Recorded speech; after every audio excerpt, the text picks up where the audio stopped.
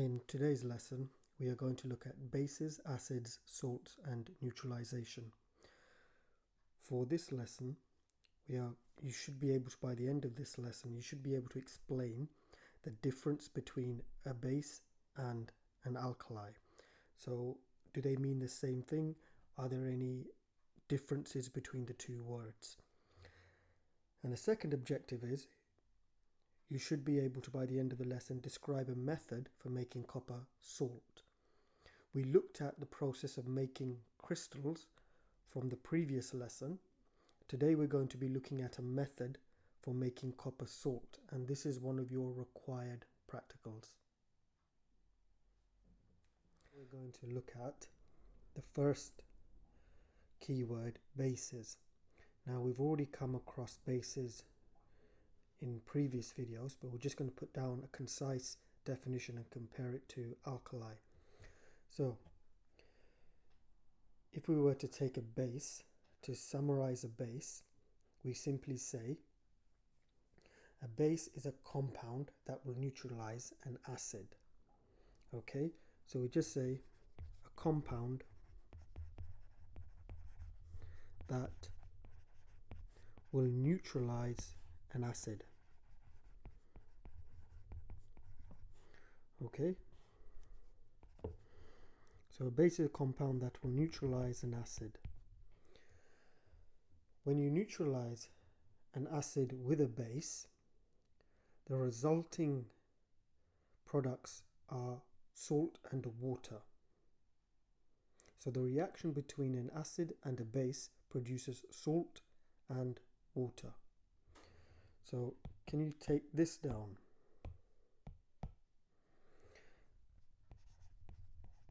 Acid plus base gives salt plus water. And this equation is very important. So this word equation that you've got here, acid plus base equals salt plus water. Now alkali, so if we have to now define an alkali, it's similar in terms of what the reaction is going to be. However, alkalis we can describe in a specific way. Okay, so what we say is that alkalis are bases that are soluble in water. So these are compounds that are soluble in water. Okay, so alkalis are compounds that are soluble in water. An example of an alkali is sodium hydroxide solution. So e.g. sodium hydroxide.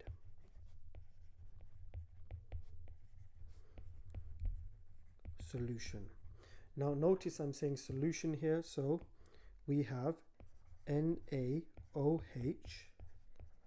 aqueous as a state symbol because we are dissolving the sodium hydroxide in water, which from our acid work we should appreciate now that why we have the aqueous state symbol there, because you're dissolving here an alkali into water, giving you sodium hydroxide solution. So alkalis, these are compounds that are soluble in water. Now when I say compounds, can you put just above the word compound? I've just realized it's an easier way to do this. So if you put, these are compounds. Okay, so they're also bases. However, the additional point here is that these specific bases are soluble in water, and sodium hydroxide is an example of an alkali which we use quite a lot. And an additional way in which we can describe alkalis is to say that group 1 hydroxides are alkali. So you've got one example here, sodium hydroxide. Sodium is an element of group 1. However, we can classify this further and say that the hydroxides of group 1 metals form alkali solutions or are alkalis. So other examples are the hydroxides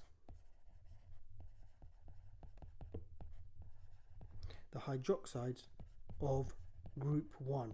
You've got one example of a group 1 element, sodium, given there. So the hydroxides of group 1 metals, okay, group 1 metals are alkali. Now that's why they're also given the name the alkali metals. Are generally bases. And for example, you can have sodium oxide. This is an example of a base, sodium oxide, and this is a base from group 1. You can also have other metal bases not limited to group 1. You can also have copper oxide.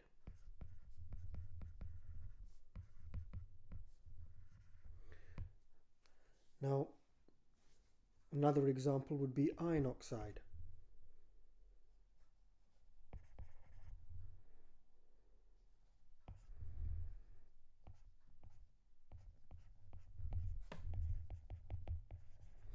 So here you've got different types of bases, and their reaction based on their position in the periodic table is also going to affect how they react with the corresponding acid. Now, we can make salts from these metal oxides, and for your exam you will need to know, as part of the required practical, you will need to know this one. This one is a required practical here. So making copper salt, and we make copper salt from copper oxide, and you will need to know from copper 2 oxide, and the number 2 here will become relevant shortly when we talk about the formula of salts as well. So when we look at the formulae of salts, you will notice why this is important that we consider these numbers. Iron 3 oxide, for example, you see at the bottom there, iron 3 oxide. The numbers in Roman numerals are important because they give us an opportunity to work out the overall charge on a specific ion, looking back at the salt itself. I'll come on to that in a minute. However, these are examples of metal oxides that you need to be familiar with, and you need to understand these are bases. So if you react these metal oxides with an acid, you are going to get a salt and water. Okay, because these are all bases. These metal oxides are bases.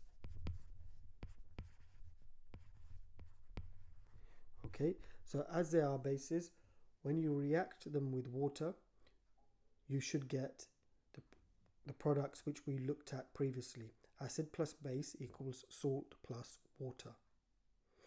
Now, we're going to look at one specific reaction for iron 3 oxide.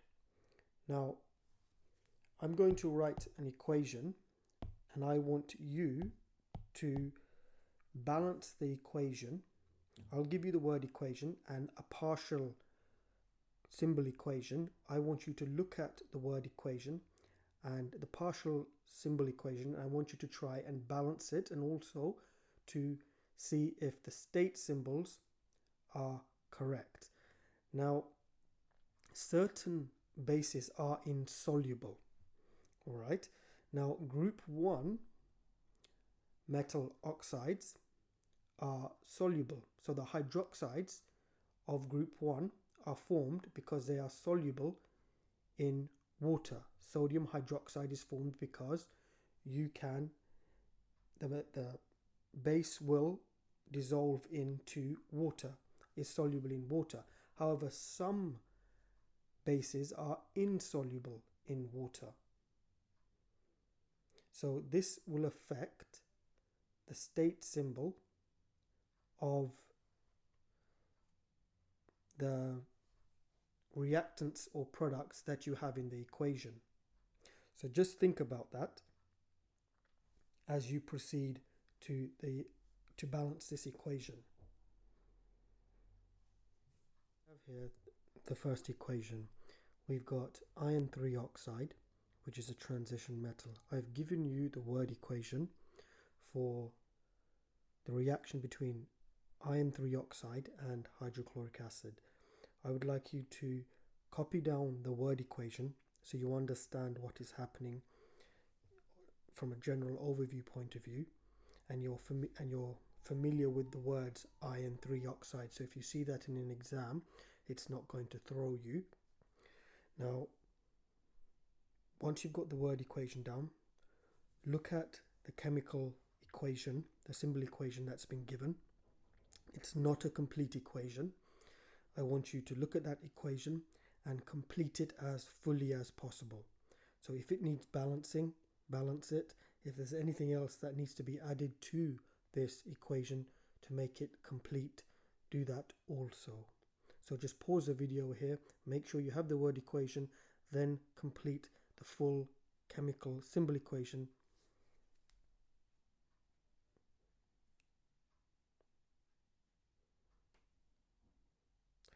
Okay, so you should have this.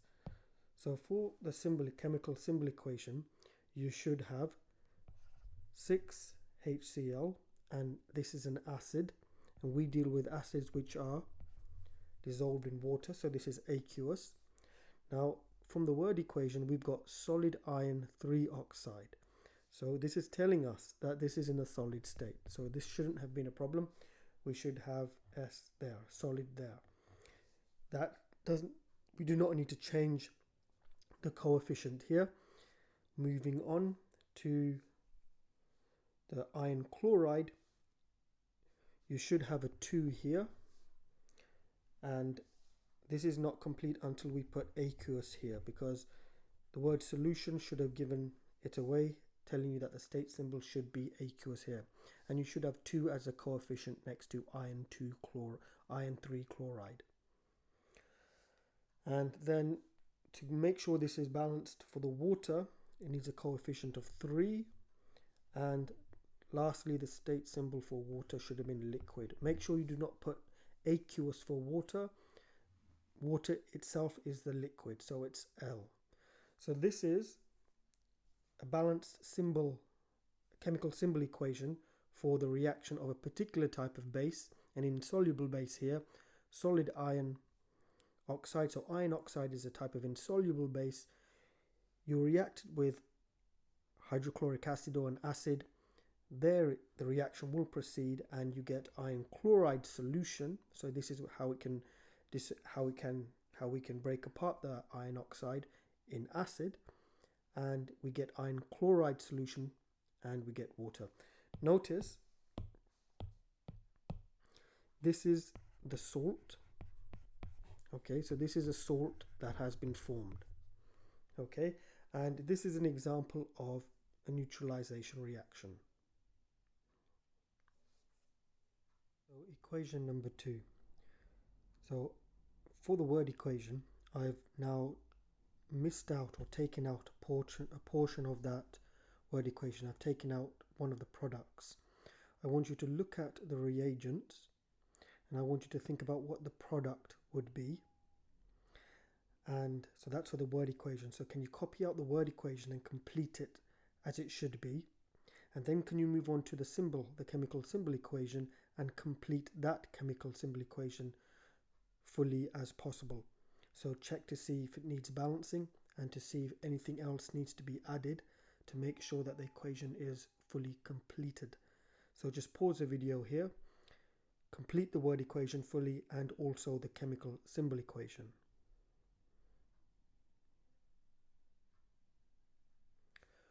Okay, so you should have here, it's copper 2 sulfate. Okay, copper 2 sulfate, and this is a salt that's been formed because we know from the equation acid plus base equals salt plus water. Copper sulfate copper 2 sulfate is our salt. Now, the chemical symbol equation, you should have sulfuric acid, aqueous needed to be put there. Let's do the state symbols first and then we'll go on to the balancing. Copper 2 oxide, okay, insoluble base, so we should have solid here. Copper sulfate, now here you should have, it's a solution, so it would be aqueous. Okay, it no longer, it ceases to be an insoluble, the copper ceases to be in a solid state and comes to a solution state once it's reacted with the acid. So we get copper sulfate solution. Then we've got water, and water needs its state symbol liquid. Now to check if it's balanced, if we check carefully, we can see that our hydrogens right hand side and left hand side are balanced.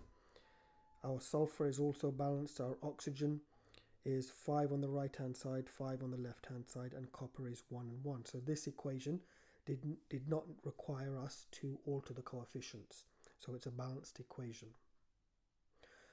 So these two equations are just a couple of examples of acid-base reactions that you need to be comfortable with.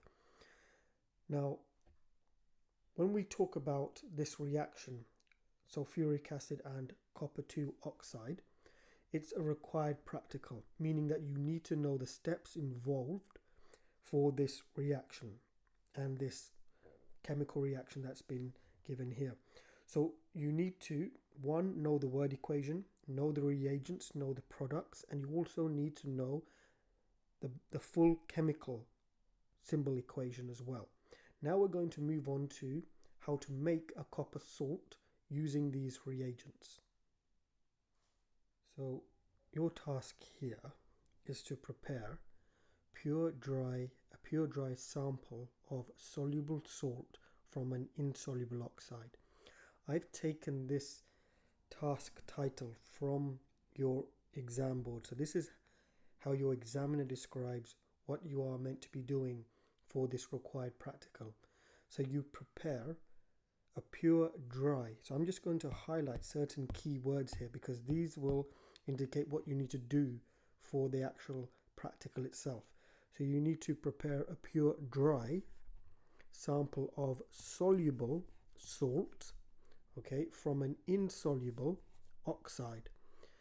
So these keywords indicate what you need to do for the method. And for this particular task, I'm going to ask you using the apparatus list that I've given you. So you need to take a careful look at the equipment that you will use for this practical.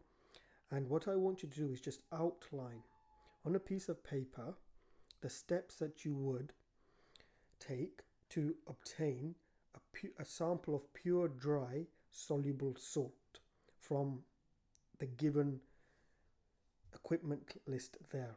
You don't have to be specific in terms of measuring, telling me what volume of sulfuric acid or let's say how many grams of copper oxide powder you use. You can determine that in a general way. That's not what I'm looking for. I'm just looking for an overall general method of what you would do to obtain a pure dry sample of soluble salt. So pause the video here and I want you to take about a good maybe 10 minutes just to think about what procedures you would actually undertake to obtain a sample of pure dry soluble salt. Now, from our previous lesson where I asked you to think about how to obtain large crystal sizes, if you have done that correctly, you should be able to now look at what we need to do to obtain a pure dry sample of soluble salt now. So now we're going a bit more specific. So building on from that particular lesson, I want you to now prepare a method using the given apparatus list. And I want you to take approximately 10 minutes to do this. So 10 minutes, okay, I want you to, using the apparatus list given on the left hand side, I want you to create a summary method. okay, a summary method, okay, to obtain, okay, dry sample of salt. Okay, so pause the video here. Your task is for 10 minutes to give a summary method. Okay, you can include a diagram if you want, of how to obtain a soluble salt, a dry soluble salt sample from the given apparatus on your left hand side. Here we have an outline method for this particular experiment of making a copper salt. I do not want you to copy down this particular method step. I'm just going to give you an outline so you can compare it to what you have done on your piece of paper, and then just give you a quick summary of how this practical is carried out. After we've done a quick outline, I'm going to give you a more detailed step-by-step procedure which you can use to either add to your notes or take down as fresh. But this is just a quick outline. So first of all, we get insoluble copper oxide and we mix it with sulfuric acid, and it says warm gently on a tripod, and it says do not boil. So here the important things that we do is, the first thing is we get the insoluble copper oxide, we mix it with sulfuric acid. However, we must warm the acid gently, okay, and we must be careful not to boil the acid. So that's our first step. And then this turns the solution blue, okay, as the reaction between the copper oxide and sulfuric acid takes place. It turns the solution blue. So be aware of this. You wouldn't have probably got this on your method, but as this reaction happens, so if we were to demonstrate this, you would see when copper oxide reacts with sulfuric acid, the reaction starts to turn blue. Okay, so the reaction starts to turn blue. Now, this indicates to us that copper sulfate is being formed. So, what we understand from here, copper sulfate, okay, is blue. Now, excess black copper oxide can be seen. Just be aware of this.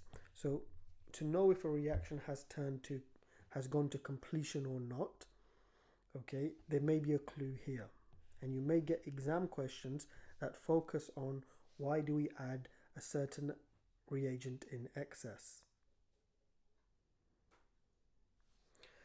All right, okay, so these are the first two steps. Now, the third step, when the reaction is complete, okay, then you filter the solution to remove the excess copper oxide. And the excess copper oxide is going to collect in the filter paper here. Okay, and you'll see a black residue. Okay, there's a black residue that should be collecting in your filter paper in the funnel as well. So that's the third step, and you get copper sulfate solution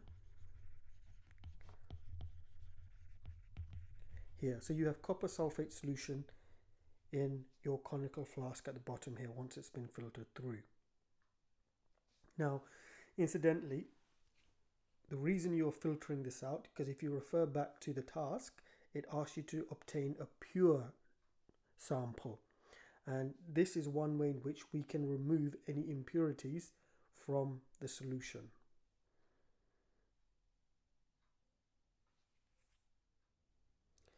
The final step here is that we now have to obtain our dry crystals of copper sulfate. So to do this, as you can see here, the diagram is showing us not to heat the copper sulfate directly. However, using a water bath we've got a beaker with water, and we heat the water while placing the watch glass on top of that beaker. And this allows for gentle heating to take place and allows the copper sulfate solution to evaporate slowly. Now, this is important because this leads on from what we were looking at in the previous lesson about how to create our larger crystals. And as you can see here, evaporating the copper sulfate solution slowly will give us larger crystals. And one of the important points here is that we need to stop heating when you see the first signs of crystals appearing, copper sulfate crystals appearing at the edge of the solution. So at the edges of the watch glass and the solution, when you see the copper sulfate starting to form, that is when you stop heating. And then leave the rest of the water to evaporate slowly. And it says here as a side note, any small excess of solution on the crystals, okay, not the solution itself, but on the crystals, can be removed by using a bit of filter paper or some tissue paper to dab off the excess solution on the crystals, and then you leave it to dry. So this is how we, in a summary format, obtain pure dry sample of soluble copper sulfate. Here you are looking at a concise method for obtaining your pure dry copper sulfate salt. Now this is from your examiner, so in terms of the detail that they wish you to understand, this particular practical is outlined here. And you can see some of the experimental steps that are being used. Okay, so what I want you to do is pause the video here and study this method carefully. Look at your method and see if there are any points that you want to add to it, or you can make a complete concise note of what is put on this screen here, because this is your method in a nutshell in terms of what your examiner wants you to know from this particular experiment. Okay, so the diagrams have been included, labels of the diagrams have been included as well. Now, a note on these diagrams. I have seen these diagrams appear in exam questions as well. And we will do some exam questions where the examiner may ask you to identify any errors on the diagram regarding a particular experimental setup. So it's very important that you understand what you are seeing in terms of these diagrams here, how they relate to this particular experiment, and also it's very important that you understand the names of the apparatus. So pause the video here, compare this method with your method that you should have on a piece of paper, add to it, and include any diagrams as well, labeled diagrams, to make sure that you have your notes. Now some of you are making electronic notes as well. Some of you are making electronic notes instead of handwritten notes. That's fine. So maybe take a screenshot of the diagrams represented here and attach it as a JPEG file to your notes, because it's important that you understand the setup, the outline setup for carrying out this particular practical.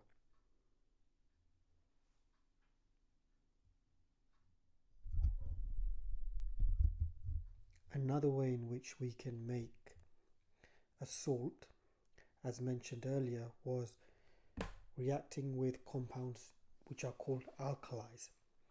And so a standard equation, word equation, where we react an alkali with an acid, we get a salt plus water again. So acid plus alkali, okay, acid plus alkali, okay, will give us salt plus water. Now this is exactly the same as acid plus base. If you remember from the beginning of the video when we talked about alkalis are essentially bases that are soluble in water. So you get an alkaline solution. So here we have this word equation which you need to know as well. Acid plus alkali equals salt plus water. Very similar to your acid plus base. Okay, and the exception here, the difference here is that the alkalis are essentially soluble in water. So if we were to look at this in terms of okay, so if we were to look at this in terms of a symbol equation with hydrochloric acid and sodium hydroxide, we would have HCl aqueous plus sodium hydroxide aqueous gives us NaCl aqueous plus H2O.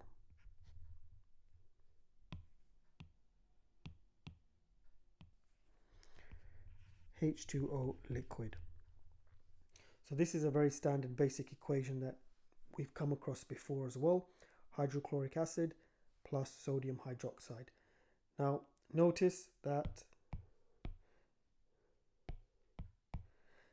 sodium hydroxide, this is sodium hydroxide solution.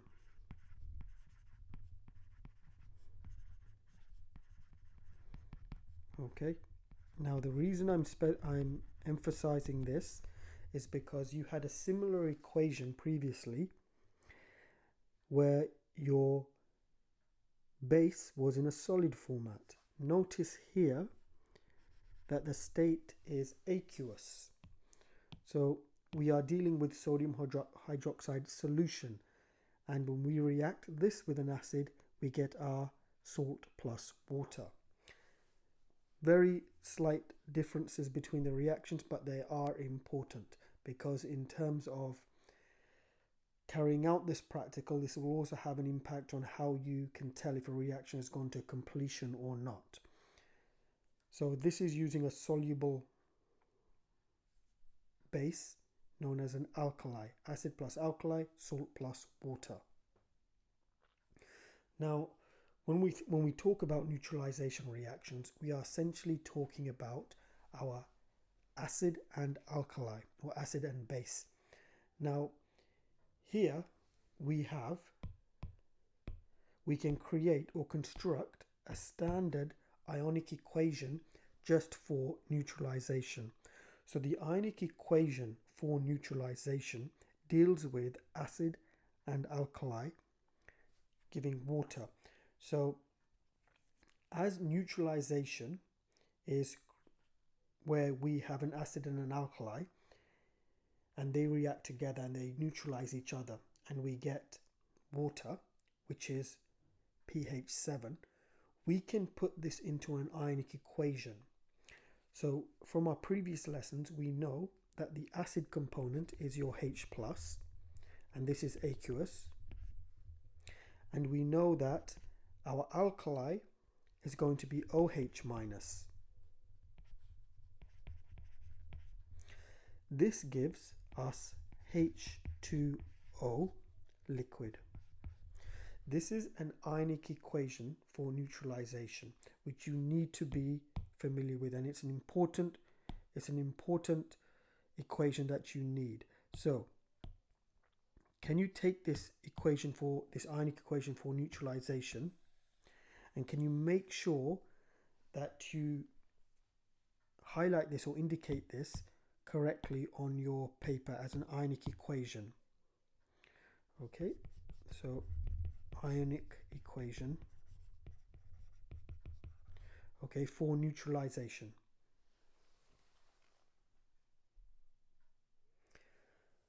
Ammonium salts. Now we've made metal salts so far, okay, be that sodium chloride, be that calcium chloride, copper sulfate. So they're all metal salts. You can also make ammonium salts by reacting ammonia solution with acid.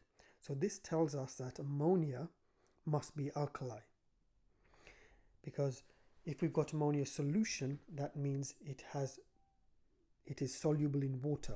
So ammonia, which is alkali plus acid, gives us ammonium salt plus water. So can we take this equation down, word equation for ammonia now? So we write acid plus ammonia solution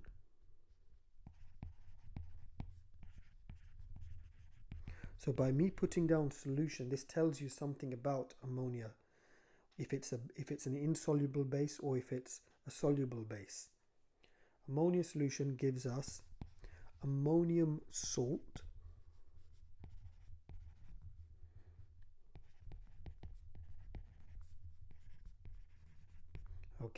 ammonium salt plus water.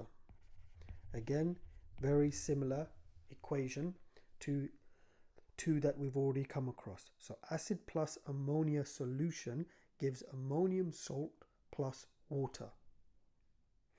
Now, the reason this happens, so if we were to take this ammonia solution properly now and look at what's happening to give us this alkaline solution, we can see that a reaction is happening with the NH3 within the ammonia solution when we react it with water.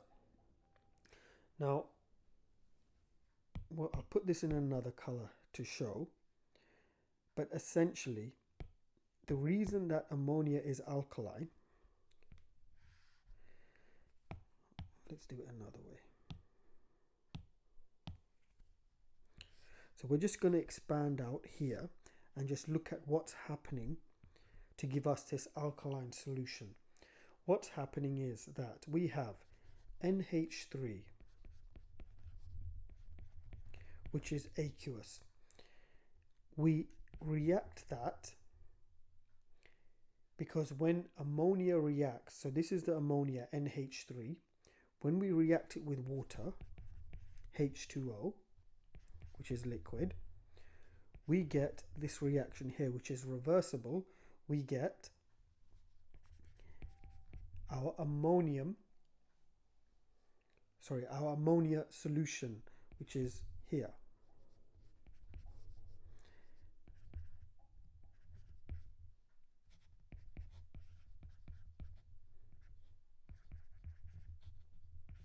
Okay, so this is just for this ammonia solution, how we get this ammonia solution. Now, this component here,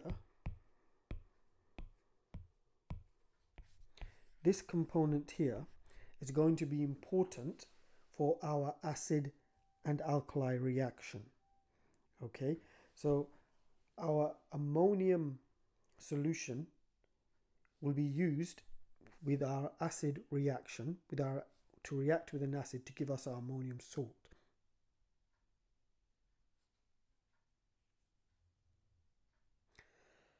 So can you just take down the word equation and can you put to the side where you indicate the reaction that takes place to give us our ammonia solution?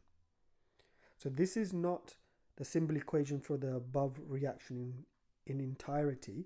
It's only for part of the reaction, a reaction that takes place to give us our ammonia solution, which we will use to give us our ammonia salt. So can you make a note of this equation in blue? And can you state this is how we obtain ammonia solution? I'm going to give you a complete symbol equation for a reaction with acid and ammonia solution next, but before we do that, can you just write down this equation that tells us how we get a weakly alkaline solution? We get a weakly alkaline solution, so ammonia, when it's reacted with water, will give us a weakly alkaline solution. So let me just put that down as well so it's clear. So this is a weakly alkaline solution.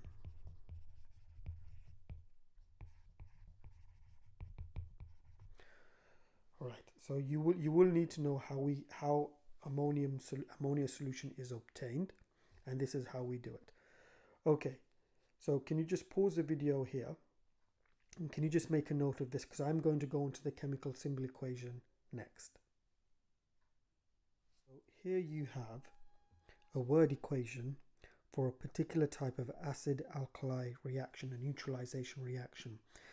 we've got nitric acid plus ammonia solution gives us ammonium something plus water. So I want you to write this word equation for a particular neutralization reaction involving ammonia and nitric acid. So can you complete the word equation for the reaction with nitric acid? I've left a blank here, so I want you to fill in this blank here, and I want you to tell me what salt would be formed if we are using nitric acid. Once you've done that, I want you to move to the chemical symbol equation. And this looks complicated. However, if you break down the equation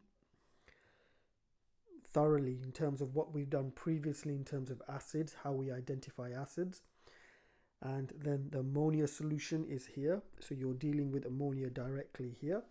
So the one in the square brackets is the ammonia solution, but there's a gap there that I want you to complete properly.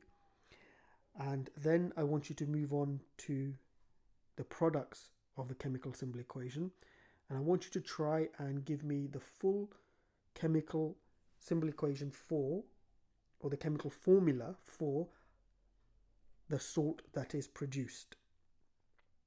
Okay, and I've just realized, sorry, this should not be water here.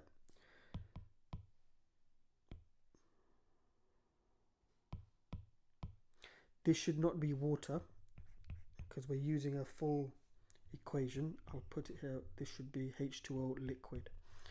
Okay, and I want you to see if there is any balancing that is required. So the third equation might be a bit difficult, but I want you to take your time. It's not difficult once you break it down into its compartments and then you look at it in its entirety. So nitric acid, chemical formula for nitric acid, then ammonia solution. Tell me how the chemical formula for ammonia solution would be. Then tell me what the salt is going to be, the chemical formula for the salt, and then check if any balancing is required. So pause the video here, take about, let's give you 5 minutes for this. Okay, 5 minutes, try and complete both equations.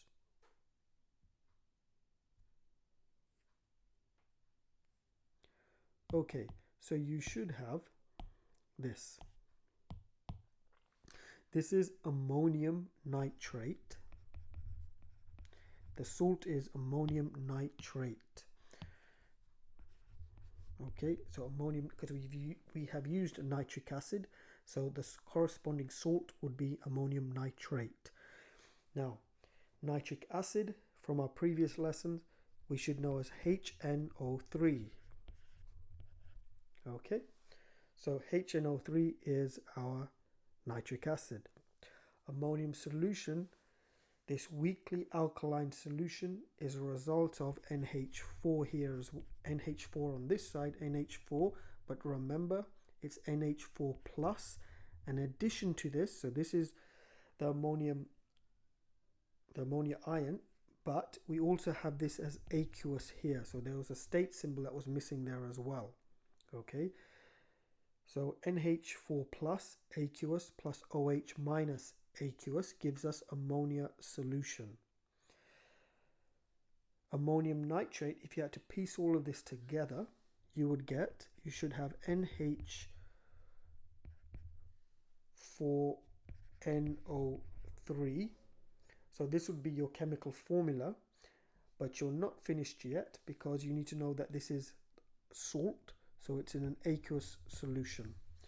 So NH4 would be taken from here, and the NO3 part, the nitrate, so the ammonium nitrate, the nitrate part comes from there. So you should have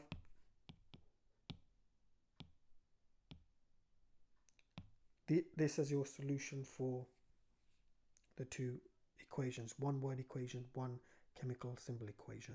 We're going to look at today is acid plus carbonates. Now, in a previous lesson, we came across the reaction between acid and carbonates. Now we're going to look at this reaction fully, and we're going to look at a specific reaction as well. Now, what you can see here is an example of when a carbonate comes into contact with an acid. So what's happening here is acid rain that is falling onto calcium carbonate, which is limestone. So many statues have been made from limestone, which you can quarry from the ground. Now limestone is predominantly made up of calcium carbonate, and acid rain, which results from pollution, when this comes into contact with calcium carbonate, we see this erosion happening here. Now rainwater is generally slightly acidic due to the carbonic acid.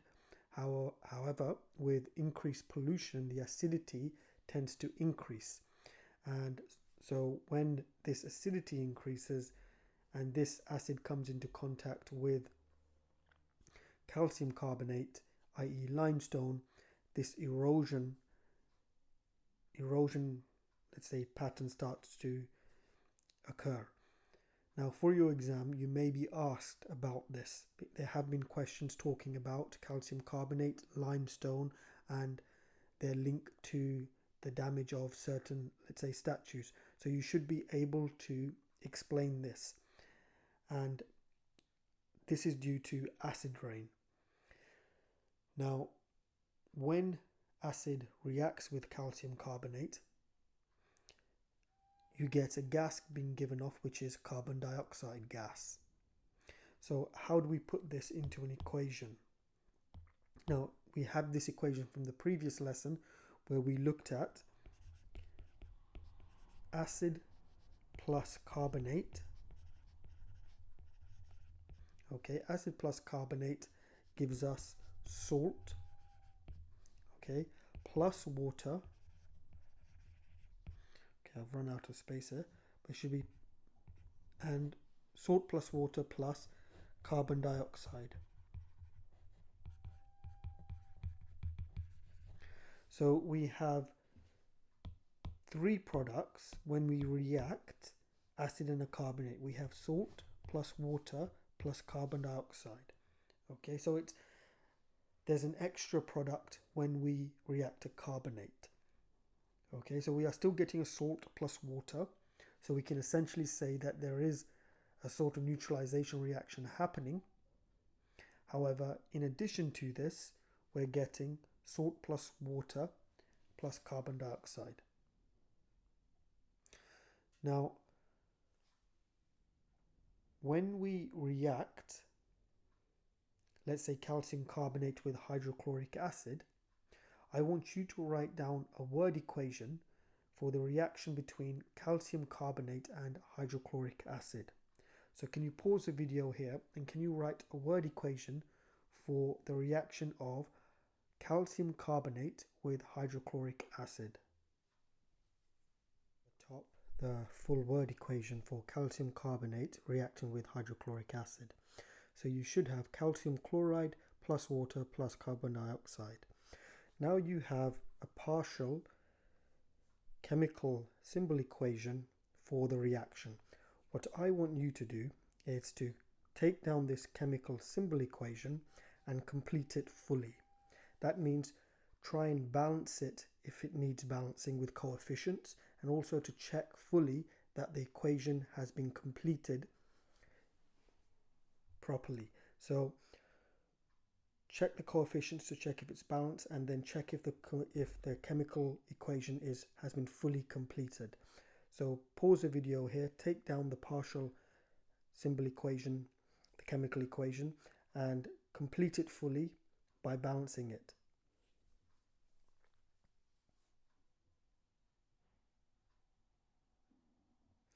Okay, so you should have the calcium carbonate is fine, it's in its solid state, that was a given. You should have 2 HCl, and here aqueous was missed out, so you need to ensure that your acid was in an aqueous state. Calcium chloride has to be aqueous. Let's put the state symbols in first. Liquid water and gaseous carbon dioxide. Now if we go through, you should see that by putting 2 for the coefficient of hydrochloric acid, this balances the equation. So just be aware of the product, which is a gas, which is carbon dioxide, and we have our salt, which is here, and we have water being produced as well. So homework. Well, I don't know if it's homework as you're all at home anyway, so you can ponder that mystery, but homework as it stands for this particular topic we've covered, I'm going to upload a series of exam questions, and you are going to download that document on Teams. I'll upload it onto Teams. You need to download that document and you need to work through those questions, and I want you to upload your solutions by Thursday back to me on Teams by Thursday, and I will give you a video solution to those exam questions on Friday, so you can check through and see how you could have improved your answers. So I will upload the document with the exam questions onto Teams. You need to download that document, you need to work through those questions and upload your solutions by Thursday. I will upload a video solution to those exam questions on Friday.